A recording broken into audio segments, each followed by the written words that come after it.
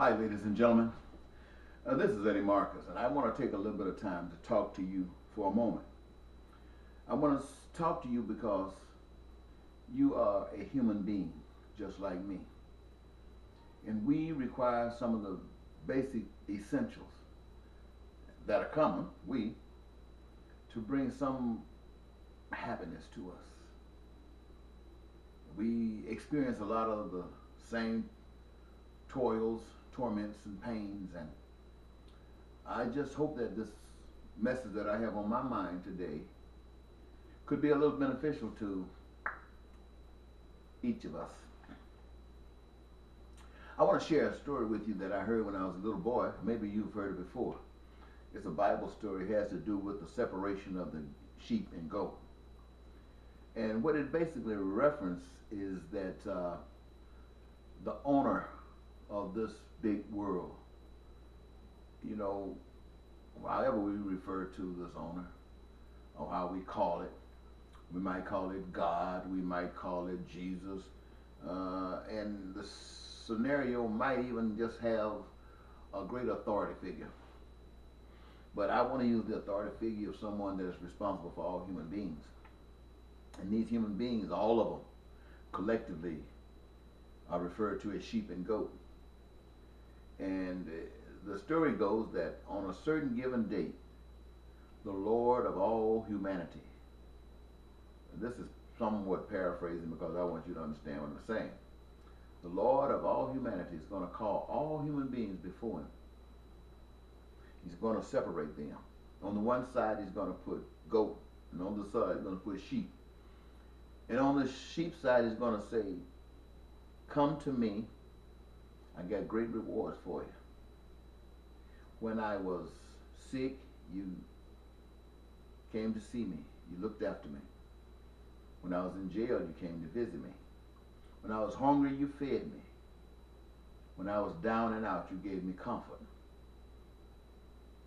And because you paid so much attention to me, because you were so good for me and to me, I want to have a special reward for you, a special blessing. Come over here and receive this special blessing." Now, in the story, you get the impression that he's talking about heaven. Now, just for the sake of our discussion, I just say he got a blessing. And they say, "Lord, tell me, when did we do all these things that you said we did? We never even seen you before. So you're rewarding us, but when did we do these things?" And the Lord said to them, "As often as you did it unto the least of these, you did it unto me." To me, that meant anybody that's in need, whether it's sick, jail, hungry, life, whatever you see someone in need, it is the love of God that would remove that need, that would deal with that need and set that captive free. And because you did it unto the least, not just your neighbor down the street, but anybody you ran across, anybody that you could help, you did help. And because of that, you got a great reward. You've heard that story before. And then there's another side of that story that goes, the other part of humanity. He says, "Come to me. I got something for you." He says, "When I was hungry, you didn't feed me. When I was destitute, down and out, you act like you didn't even care. When I was in jail, the only thing you were concerned about was yourself." He said, "Lord, we know you're the Lord. Why would we do something like that to you? When? You can't put that on us. When did we do something like that to you?" And the story goes that he says, "As often as you did it unto the least of any of these, my children, your neighbors, your humanity, you did it unto me." And what that signifies is that anytime there's suffering that can be dealt with by humankind, and it was not dealt by, well, there were those over here who did the best they could, who did something, but you didn't lift a finger. And because you didn't, that means you didn't care about anybody but yourself. And since you didn't care about anybody but yourself, I got a different reward for you.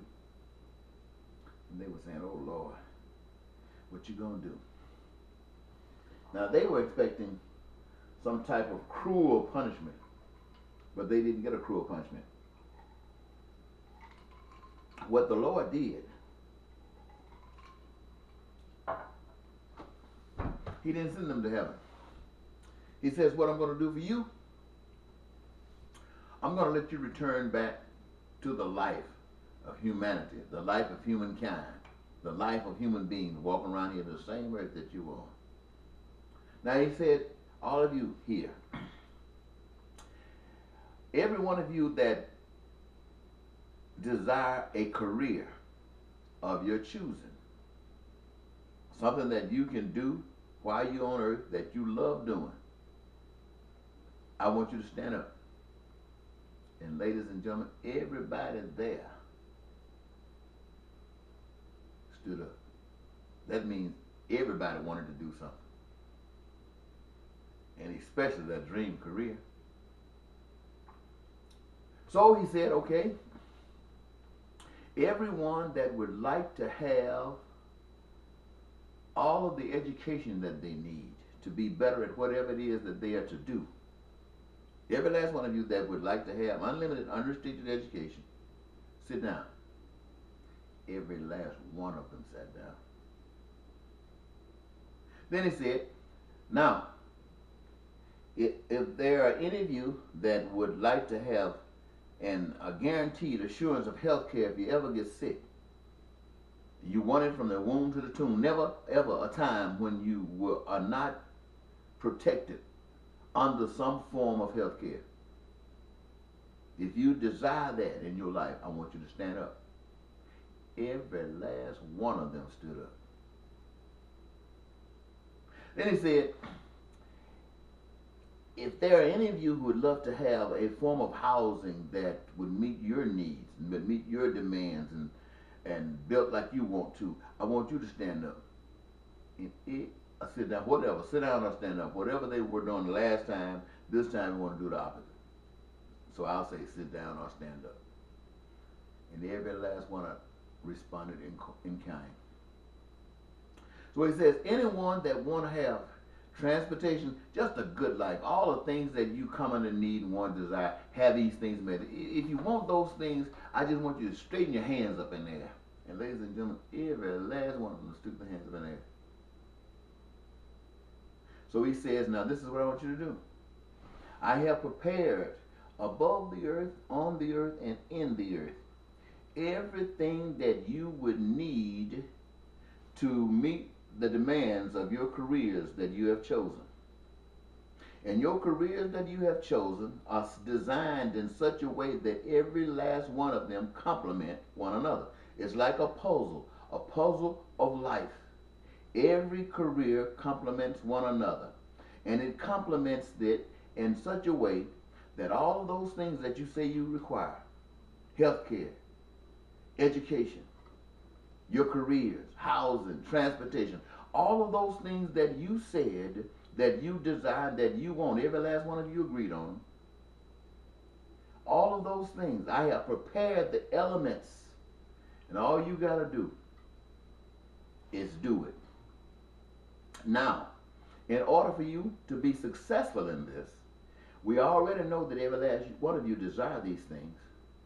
And you already know, because I'm telling you now, that the materials that are necessary are available because I have put them here for you.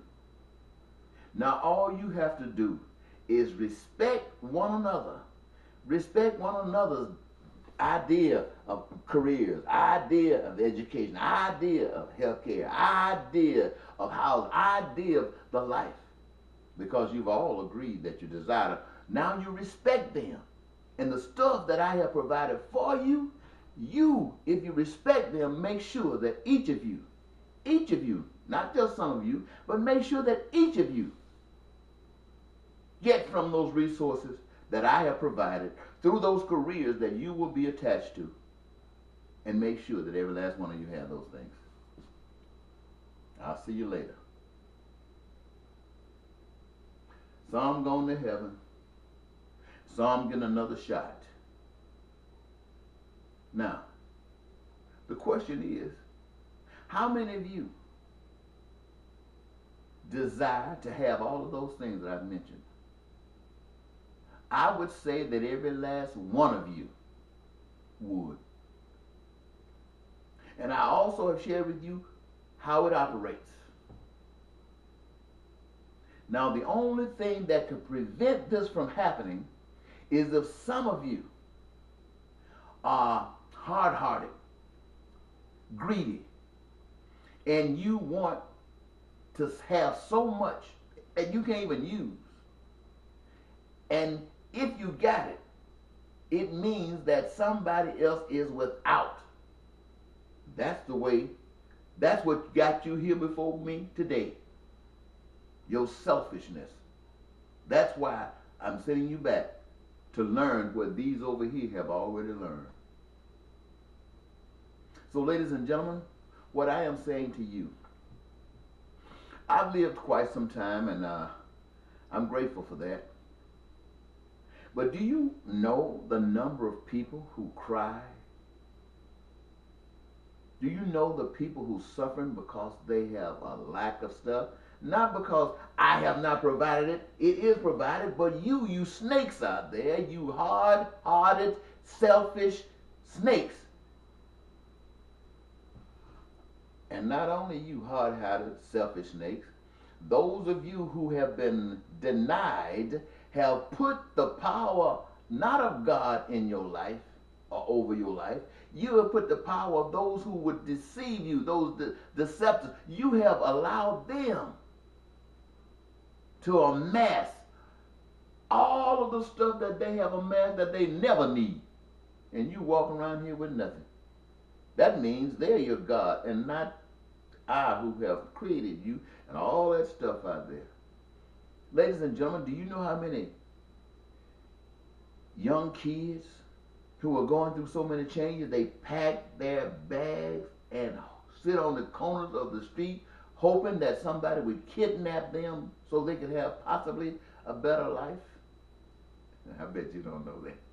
But there are people by the thousands, hundreds of thousands, that wish that they could be kidnapped, for it might bring them a better life.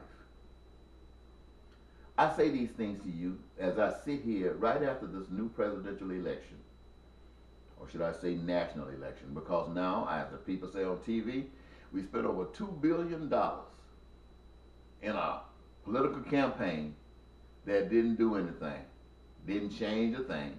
You still got a Republican conservative Congress. You still got a Democratic administration, and the one are for the rich. That's all they care about. They don't give a heck about the poor. And you got the poor that's suffering who can't worry about the rich because they're trying to stop suffering.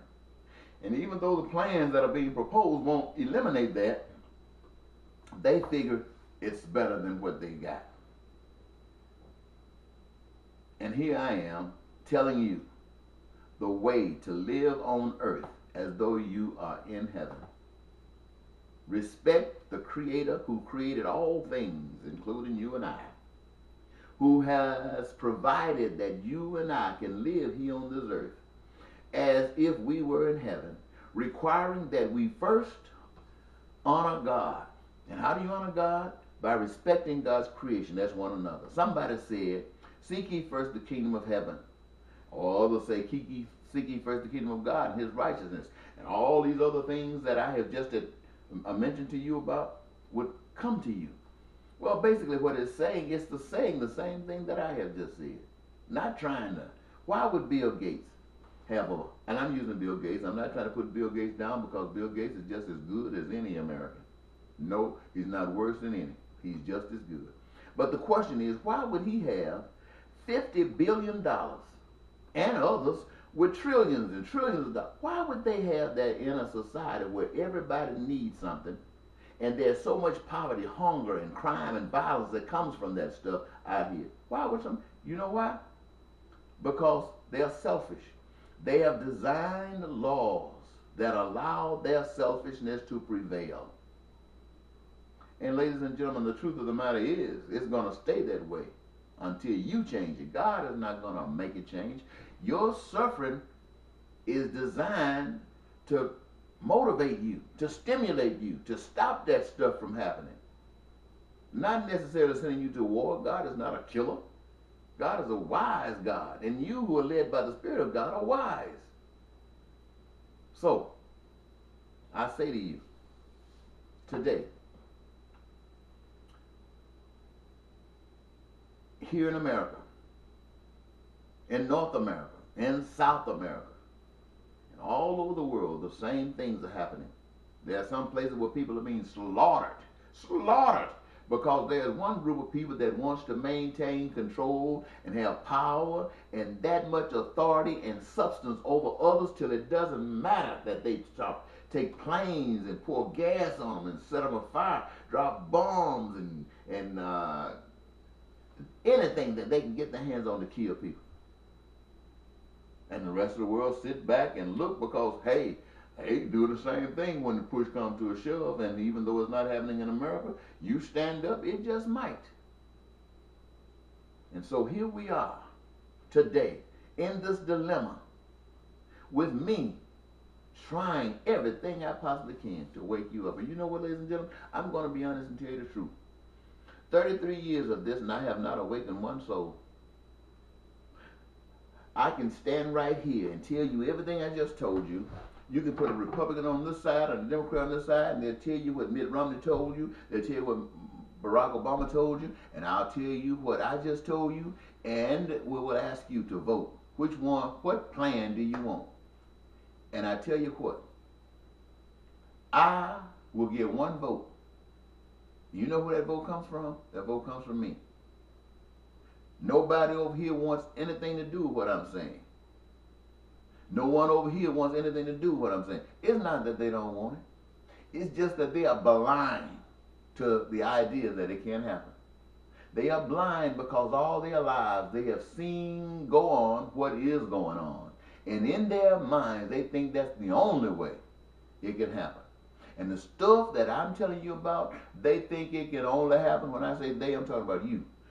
It can only happen if a magical wand, Harry Potter style. Because you see, when you talk about Jesus Christ returning on the cloud, you're talking about something like Harry Potter, magic, when the power is already in your hand. But you don't know that. And so you keep suffering. You keep on suffering. Your children keep on suffering. You keep on trying to get rich. And you create crime and violence through the poverty that you've established. And you create terrorism and war. And it's in your hand. Don't be blaming it on no devil.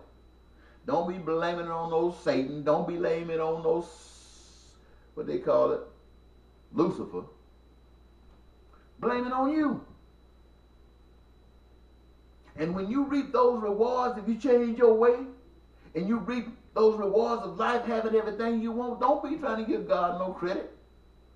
You take the credit. Let the God in you cause this manifestation. And the God in you collectively is a physical manifestation, physical, material manifestation of the God we cannot see. Now, I'm through with this. I'm tired of talking this stuff over with you. I got 235 videos on YouTube and Facebook, and I don't care what subject matter I'm talking about. I end up getting right back here to you talking about the same stuff, and I'm so tired. So I think I'm going to quit. You better get this, because I don't think anybody else cares. Bye-bye.